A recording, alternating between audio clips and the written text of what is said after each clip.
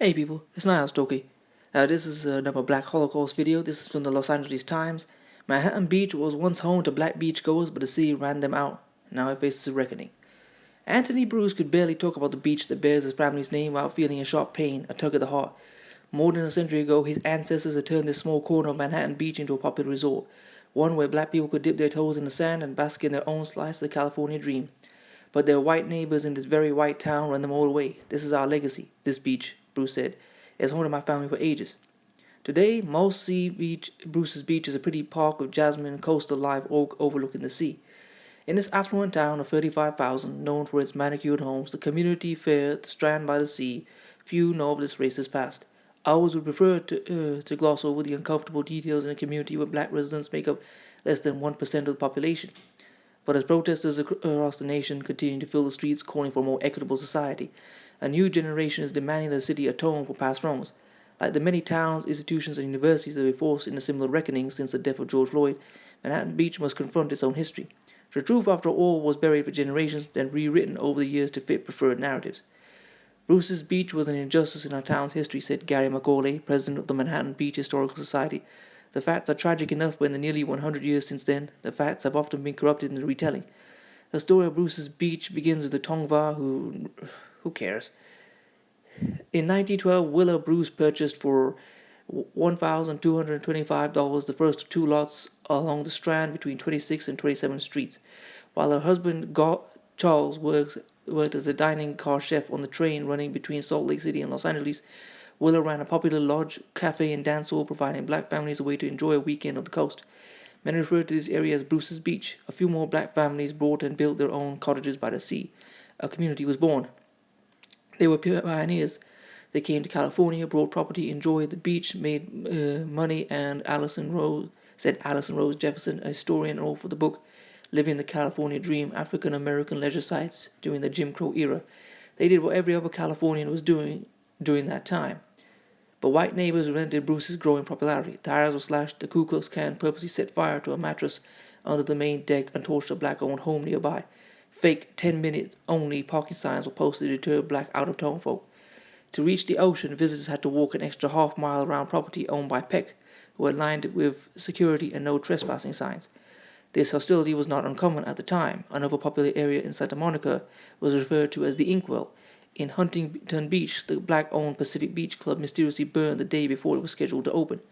When harassment failed to drive the black beach-going community out of town, city officials condemned the neighborhood in 1924 and seized more than 24 properties through eminent domain. The reason, they said, was an urgent need for a public park. The Bruces and 3 other black families sued, citing racial prejudice, according to Robert Brigham, longtime resident historian who, in 1956, sought to tell the real story of Bruce's Beach in his master's thesis at Fresno State College. The Bruces sought $120,000 in compensation, $70,000 for their 2 lots, and $50,000 in damages. Another couple asked for $36,000. After years of litigation, the Bruces received $14,500, just over 10% of what they asked for. The other families, black and white, received between $1,200 and $4,200 per lot. Most found other property in Manhattan Beach, but the city made it impossible for the Bruces to move their seaside business anywhere else in town. So they packed up and went inland, where they served as chefs for other business owners for the remainder of their lives. The part that entrenches this whole idea of white privilege in the law and in our culture, the people don't realize, they do realize, they just don't care, is this idea of generational wealth, said Effie Turnbull Sanders, the California Coastal Commission's Environmental Justice Commissioner. She noted how eminent domain was once also used to take property from interned Japanese Americans and to dispossess Latino families of their properties to build a public housing project that ultimately became Dodger Stadium. It is mind-boggling to think about how many opportunities are missed when the government intercedes to prevent certain people from building wealth, said Turnbull Sanders, who has worked for 20 years in land use law. Generations of wealth building have been eliminated for so many folks of color in California history. Bruce's Beach was razed and remained vacant for decades. In the 1950s, city officials began to worry that family members might sue to regain their land unless it was used for the purpose for which it had originally been taken. City Park was born and later named Beachfront, then Bayview Terrace Park. In 1974, it was named after a sister city in Mexico Park, Culiacan. By 1926, after a summer of intense debate, the city council voted 3-2 to rename the council after the Bruce family, largely because of an appeal by Councilman Mitch Ward, the city's first black elected official. There's two things that remind me of. This reminds me of how they wrote Black Lives Matter on the street in Washington and in New York, largely useless. And secondly, this Councilor Mitch Ward, instead of using his influence to demand that the land be returned to its rightful owners, he asked for the useless thing to rename it after its original owners, which doesn't cost them anything. Another example of how black officials, judges, cops, politicians are largely useless. But the commemorative sign, many say, reinforced the white way of seeing the world. In 1912, Mr. George Peck, one of our community's co-founders, made it possible for the beach area below the site to be developed as Bruce's Beach, the only beach resort in Los Angeles County for all people. The statement begins. Anthony, you see, all lives matter. Whenever they bring up what has been done to Tijuana Black Americans, it's basically, well, it was bad, but now everything is for everybody, so get up and go away. Anthony Bruce, many generations later, say this history continues to tear his family apart. His grandfather Bernard, born a few years after the condemnation, was obsessed with what happened and lived his life extremely angry at the world. How would you feel if your family owned the Waldorf and they took it away from you? Bernard said in a 2007 interview with the Times. Grew up in South LA, he said when he told school friends his family once owned a beach, they would laugh at him.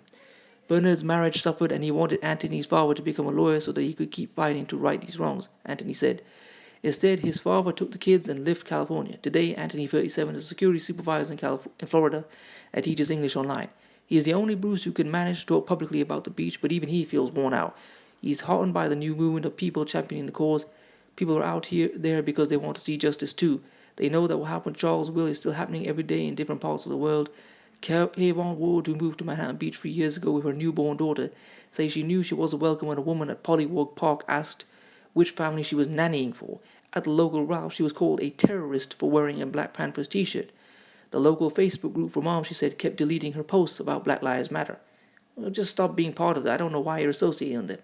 But Ward was appalled when she heard about Bruce's Beach. She and a few moms started their own group, anti-racist movements around South Bay, and did everything they could to shake their neighbors, city leaders, and state legislators into action. They reclaimed the park as a space to honor Black lives, including a Juneteenth celebration and memorial for Breonna Taylor and Emmett Till. It's like you kick the Bruces out, but you're not going to run me out, Ward said. So if I'm not leaving, I've got to fight to make it better. Another resident started a petition which has gathered 9,500 signatures demanding the city make a new plaque, issue a public statement, and give the land back to the Bruce family and provide restitution for loss of revenue for 95 years and monetary damages for the wanton violation of their civil rights. I wonder how the anti-reparations people are going to do this. You don't know anyone who was a slave. Well, clearly these are people who can clearly show how they were affected and a genuine action taken against them that has affected them. I wonder what they're going to say now. Get over it. Anyway, let's keep going. These demands have forced an uncomfortable conversation for many in the community. In an editorial in the local Easy Reader News, Russ Lesser, a 76-year-old resident of Manhattan Beach who served as mayor in the 1980s, questioned how returning the land would even work. The park itself, he noted, was not the two parcels that the Bruces actually owned down by the Strand, where the county lifeguard station sits today. Current fair market value for the entire area would be at least $75 million, estimate. How would taxpayers come up with this money? Man, shut up. You found the money to take it, you can find the money to give it back. Get lost. What happened was wrong, he said. I have no problem with teaching the history of Bruce's Beach, which is free and costs no money. That's not what he said. I'm just saying that, my own commentary. With teaching the history of Bruce's Beach. But if you only teach what happened nearly 100 years ago and do not teach about what progress we've made in these 100 years, then it seems to me the goal is to create hatred and divisiveness. What the former mayor is saying, look man, stealing this park has been so great for us and we've done so much with it and we want to keep it for ourselves. Why don't you just shut up and get over it? Disgusting. City Mayor Richard Montgomery said he is open to redoing the plaque and has said as early as 14 years ago that an apology was long overdue. A free apology. Always remember. We all agree there were some things that happened in the past that we're not proud of, he said. Well, the temperament and the people and the times have changed. We're a different city today than we were 100 years ago. If you were a different city, you would give the land back. I don't care how much it costs. You stole it, you pay for it. As for the demand for restitution, Montgomery said the city needed to first get the facts straight before deciding how to proceed. The city council is seeking historians, he said, to teach the community what really happened. Wait. There's no doubt about what happened. Everybody knows this. This is not in debate. And we know who the descendants are. So take the land, buy it back, whatever, and give it to the original owners or the descendants of them. Dwayne Shepard, a 62-year-old resident of South LA and designated Bruce family representative, said he's been building a case and researching which parcels and how many Charles and Willa actually owned. Shepard and Bruce's cousin on his mother's side imagines land could be used as a historical center. Stop doing that. Get the land back. Stop with these phony baloney memorials. The money perhaps used to establish a scholarship foundation. A scholarship which will go to a white university to teach people who have useless degrees where they can't get jobs with white institutions when they get out. No, just give the land back. He smiled as he described a reunion held at the park in 2018 where about 150 family members had gathered for the first time. It was very spiritual for us to come together as a family, said Shepard, who is a Pokasit Wampanoag chief and tribal elder from his father's side. I declared the land sacred that day and promised that I would do everything I could in the world to get justice for our family. Well, I really hope that this, among many of the other injustices that happen to Tijuana and Black Americans, is righted and the land given back. And the phony baloney excuses that people make, like that former mayor, where he says that it happened a long time ago, that's not acceptable. You can't go to Jewish people and say it was 70 years ago, prosecuting people who did that crime 70 years ago. What's the point? They don't care. They put those people in jail even if they're at death's door, and quite rightly so. We know that this land was taken. We know that the descendants are still there to give it back to, and it should be given. It shouldn't matter how much it costs. If the city has to bankrupt itself to do it, so be it. Anyway, I'm out. Please comment, rate, share, and subscribe. I'll leave this article in the description. If you'd like to check out one of my t-shirts, you can do that. If you'd like to support this channel, you know, I can follow me there as well. If you'd like to follow me on Instagram, I'll leave that there as well. Peace.